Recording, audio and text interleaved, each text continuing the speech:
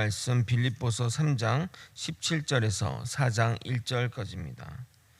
빌립보서 3장 17절에서 4장 1절까지입니다.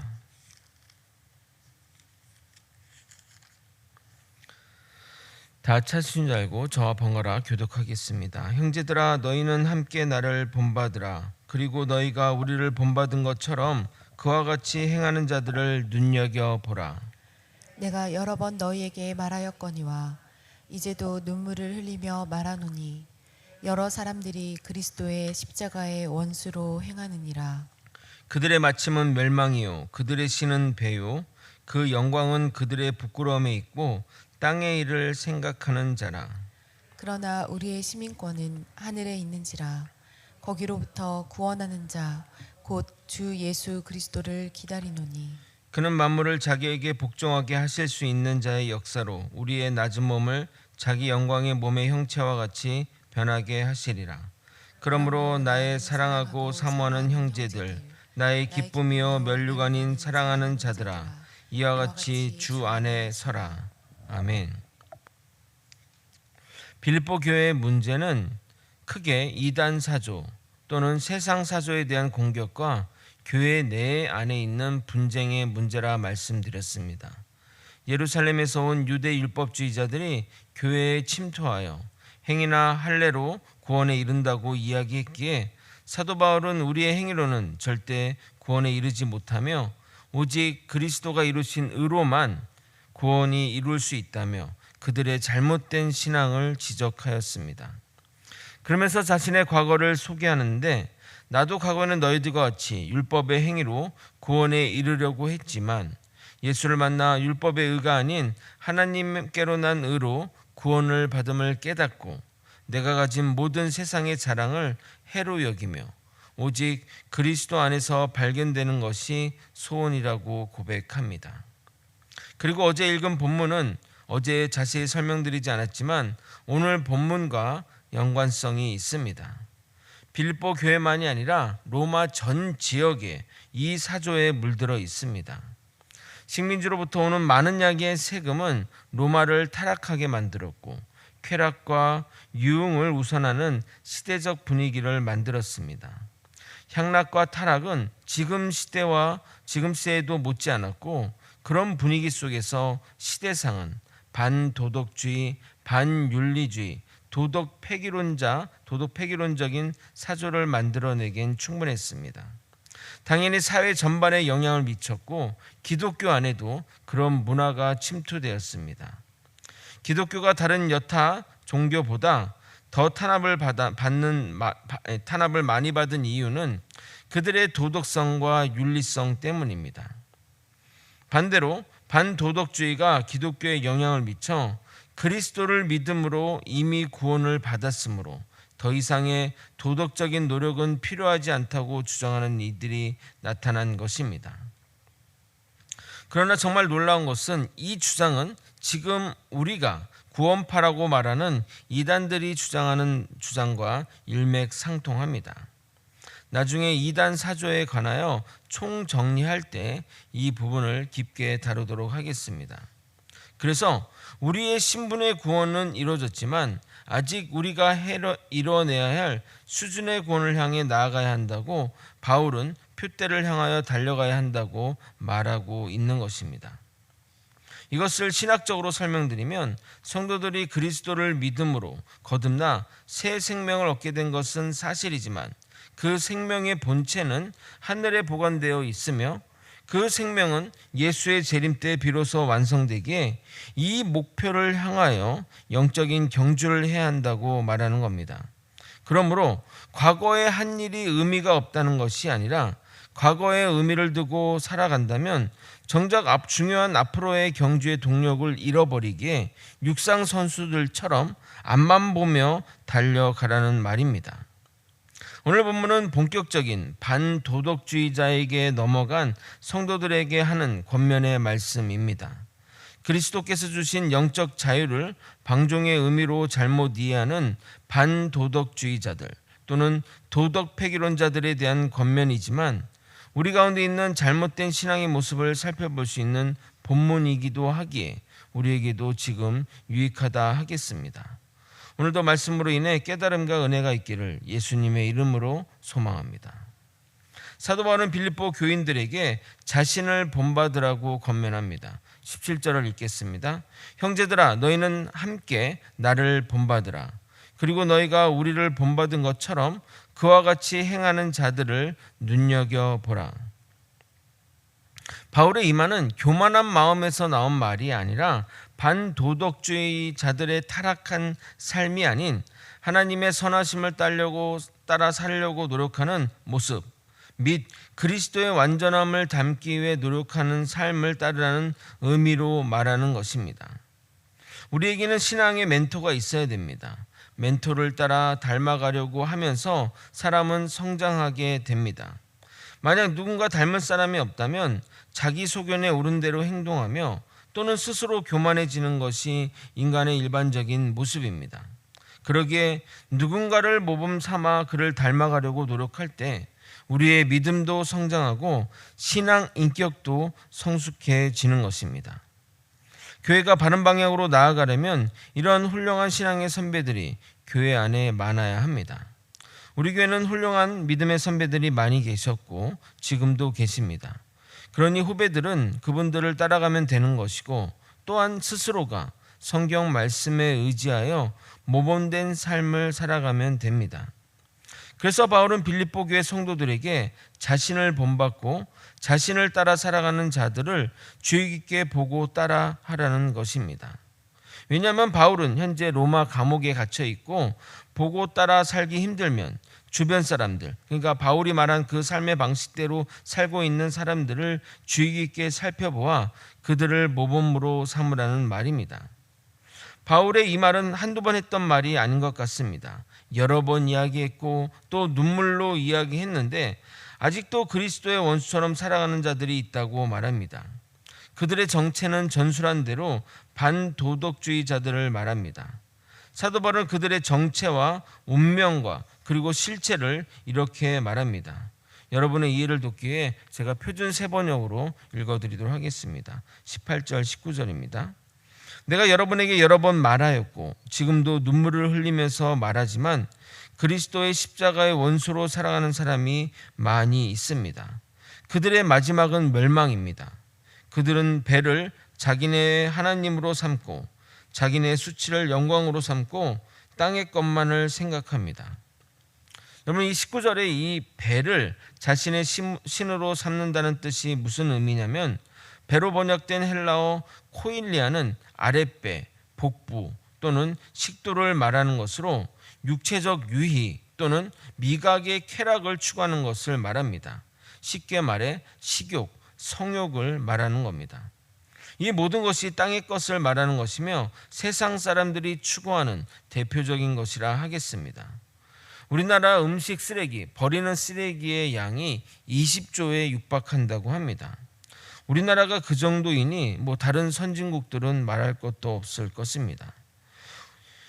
우리나라가 이 버리는 20조는 아프리카 여러 국가들이 1년 동안 먹을 식량의 양과 똑같다고 합니다. 이 세상은 제로섬과 같습니다. 우리가 남으면 어디 있는 곳은 모자라기 마련입니다. 저는 음식을 남기는 것도 죄라고 생각합니다. 음식을 남기지 않으려다 보니 살이 쪘지만 우리가 적게 먹고 남기지 않도록 해야 합니다. 그렇지 않으면 우리는 우리의 배를 자신의 신으로 섬기는 자가 되는 것이 될 것입니다. 오늘 읽은 본문의 핵심 구절입니다. 20절을 여러분이 함께 읽도록 하겠습니다. 함께 읽겠습니다. 시작. 그러나 우리의 시민권은 하늘에 있는지라 거기로부터 구원하는 자 곧 주 예수 그리스도를 기다리노니. 우리의 영원한 생명, 우리의 진정한 삶의 터전은 하늘이라는 것입니다. 사도 바울이 시민권이라는 표현을 쓰는 이유는 빌립보 교회의 특수성 때문입니다. 제가 개론 시간에 말씀드린 대로 빌립보 지역은 식민지임에도 불구하고 특별히 빌립보 사는 이들 중 많은 이들이 로마 시민권자가 많았습니다. 왜냐하면 빌립보의 초기 정착민들이 퇴역 군인이나 전쟁에서 공을 세운 사람들에게 땅으로 준 곳이기 때문입니다. 그래서 빌립보를 리틀 로마라고 불렀다고 합니다. 로마 시민은 어느 곳에 살더라도 로마 시민의 혜택이 주어졌습니다. 그런 이유로 로마 시민권자인 사도 바울이 로마에 가서 재판받게 된 겁니다. 로마 시민권은 당시 최고의 시민권이었습니다. 왜냐하면 로마가 당시 로마 전 세계의 최강대국이었기 때문입니다. 마치 지금의 미국 시민권과 마찬가지라 하겠습니다. 과거 북한에 미국 시민권자가 납치된 적이 있었는데, 그런데 그 사람을 데려가려고 전직 미국 대통령인 카터 대통령이 미국 특사로 갈 정도입니다. 미국 사람들은 미국 시민권자를 죽이는 것을 미국을 공격하는 것과 같다고 여기니, 그러니 파워가 있는 것입니다. 그래서 과거에 우리가 자녀를 낳을 때 미국 가서 원정 출산도 하고 했던 것 같습니다. 로마 시민권도 그와 같은 그런 파워가 있었습니다. 어느 정도인지 알 수 있는 장면이 성경에 기록되어 있습니다. 이 로마 시민권은 돈으로 살 수 있었는데 많은 돈을 지불해야 가능했기에 그 일반인들은 거의 불가능했다고 합니다. 사도행전의 이런 부분에 대한 그 내용이 천부장과 사도 바울의 대화를 통해 알 수 있습니다. 제가 읽어드리도록 하겠습니다. 사도행전 22장 26절에서 29절입니다. 백부장이 듣고 가서 천부장에게 전하 이르되 어찌하려 하느냐, 이는 로마 시민이라고 하니, 천부장이 와서 바울에게 말하되 내가 로마 시민이냐, 내게 말하라 이르되 그러하다. 천부장이 대답하되 나는 돈을 많이 들여 이 시민권을 얻어노라. 바울이 이르되 나는 나면서부터라 하니, 신문하려던 사람들이 곧 그에게서 물러가고, 천부장도 그가 로마 시민인 줄 알고 또 그 결박한 것 때문에 두려워하니라. 로마 시민권이 이 정도의 파워가 있으니 로마 시민권을 가진 빌립보 시민들은 그것에 대한, 로마 시민권자라는 것에 대한 강한 자부심을 가지고 있었던 것입니다. 그래서 사도 바울은 우리의 시민권은 로마가 아닌 하늘에 있고 그곳에 주님이 우리를 기다리신다고 말하는 것입니다. 그리고 우리가 하늘나라에 가면 우리의 비천한 육신의 몸을 예수님과 같이 영광스러운 육체로 변화시킬 거라고 말씀하십니다. 21절을 여러분이 한번 읽어보도록 하겠습니다. 함께 읽겠습니다. 시작. 그는 만물을 자기에게 복종하게 하실 수 있는 자의 역사로 우리의 낮은 몸을 자기의 영광의 몸의 형체와 같이 변하게 하시리라. 우리의 그 육신의 몸이 영광스러운 형체로 변화된다고 말하고 있습니다. 이보다 더 좋은 것이 어디 있겠습니까? 이 영광스러운 육체가 무엇인지는 요한계시록에 기록되어 있습니다. 다 아는 성경 구절입니다. 요한계시록 21장 4절입니다. 모든 눈물을 그 눈에서 닦아주시니 다시는 사망이 없고 애통하는 것이나 곡하는 것이나 아픈 것이 다시 있지 아니하리니 처음 것들이 다 지나갔음이니라. 반도덕주의자들 또는 도덕 폐기론자들에게 영향을 준 철학 사조가 있습니다. 바로 영지주의입니다. 제가 설교 가운데 영지주의에 대해서 여러 번 언급했는데, 그들의 핵심 사상은 영은 중요하고 육체는 무시하는, 육체는 상관없다는 철학 사조입니다. 그러므로 그들은 육체로 죄를 지어도 문제가 되지 않는다고 생각합니다. 그것이 육체의 방종으로 이끄는 것입니다. 영과 육이 분리되어 있으므로 육은 아무리 죄를 지어도 영에는 영향을 전혀 끼치지 않는다고 하니 죄를 짓는 사람에게는 얼마나 큰 희소식이 아니겠냐 이 말입니다. 그러나 바울이 말하는 영광스러운 몸의 형체는 육과 영의 분리가 아닌 신령한 몸으로 변화된 육체에 신령한 영이 연합하는 형태입니다. 이러한 사실을 깨닫는 자들에게 바울이 주는 결론적 권면입니다. 4장 1절을 읽겠습니다. 그러므로 나의 사랑하고 사모하는 형제들, 나의 기쁨이요 면류가 아닌 사랑하는 자들아, 이와 같이 주 안에 서라. 바울은 도덕 폐기론자들에게 현혹된 빌립보 교인들에게 사랑의 여조로 다시 한번 그리스도 안에서 바로 설 것을 권면합니다. 이 구절은 3장의 결론이자 오늘 읽은 본문의 결론이라 하겠습니다. 결론은 간단합니다. 주 안에서 굳게 서라입니다. 여기서 서라의 헬라어 스테케테는 지속하다, 버티다라는 의미입니다. 아마도 버텨라와 같이 수동적인 의미보다는 굳게 서라가 능동적인 의미라 한글 번역이 그렇게 한 것 같습니다. 그러나 실제는 버텨라가 더 맞습니다. 세상 유혹이, 세상의 그 사조들이 결코 쉽지 않기 때문입니다. 여러 가지 우리를 유혹하는 세상의 것들로부터 바로 서기는 힘들겠지만 버티고 지속하다 보면 언젠가 주님의 나라가 도래할 것입니다. 우리 모두도 주 안에서 끝까지 버티기를 예수님의 이름으로 축원드립니다. 말씀을 정리하겠습니다. 사도 바울은 도덕 폐기론자들을 비판하며 그들은 예수 그리스도의 원수이며 그들의 결론은 멸망이며 육체를 신으로 여기며 부끄러움도 모르고 땅의 일만 생각한다고 경멸합니다. 동시에 우리 시민권은 예수 그리스도가 계신 하늘에 있기에 그 하늘의 시민권을 사모하라고 권면합니다. 그곳에 가게 되면 우리의 육체가 예수님과 같이 부활의 몸, 영광스러운 몸으로 변화될 것을 이야기합니다. 그러면서 결론으로 세상의 유혹을 이겨내기 힘든 상황이지만 버텨내면 반드시 우리의 노고와 수고가 헛되지 않게 될 것을 이야기합니다. 맞습니다. 우리의 썩을 몸을 위해 살지 않고 영원한 하나님의 나라와 영광을 위해 살아갈 때 우리 부활의 몸은 형언할 수 없는 영광의 몸이 될 것입니다. 육체를 위해 살지 않고 주의 영광을 위해 살아가는 저와 여러분이 되시길 예수님의 이름으로 소망합니다. 기도하시겠습니다.